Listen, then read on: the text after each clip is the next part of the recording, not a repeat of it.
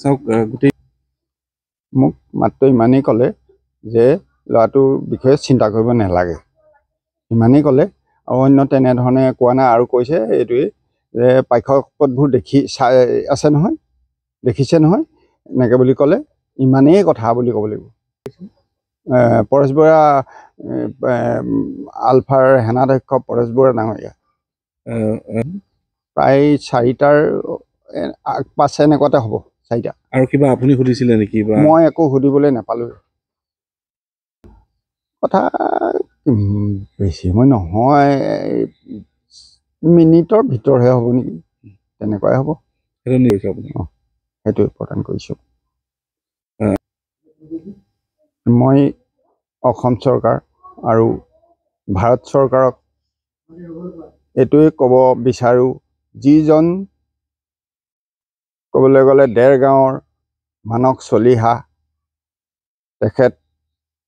তেখেতৰ হাতত পিষ্টল, গাড়ীত বহি থকাত হাতত পিষ্টল লৈ আৰু এখন গাড়ীত গভৰ্ণমেণ্ট অফ আছাম এনেধৰণে লিখি তেওঁ কেনেকৈ থাকিব পাৰিছে। আৰু তেখেতৰ ওপৰত এতিয়ালৈকে কোনো চৰকাৰ প্ৰশাসনে কোনো একশ্যন লোৱা নাই।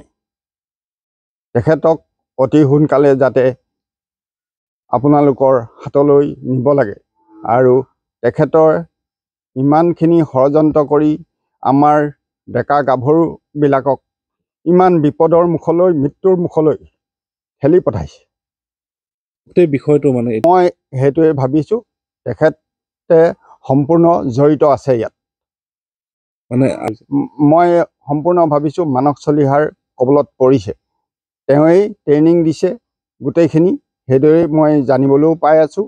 আৰু ময়ো সেইটোৱে ভাবিছোঁ। অসম আৰক্ষীৰ ভিতৰচোৱা মই নাজানিম, কিন্তু নিশ্চয় কিবা প্ৰশাসন আৰু চৰকাৰৰ লগত চব বুজাবুজি মই আছে বুলি ভাবোঁ।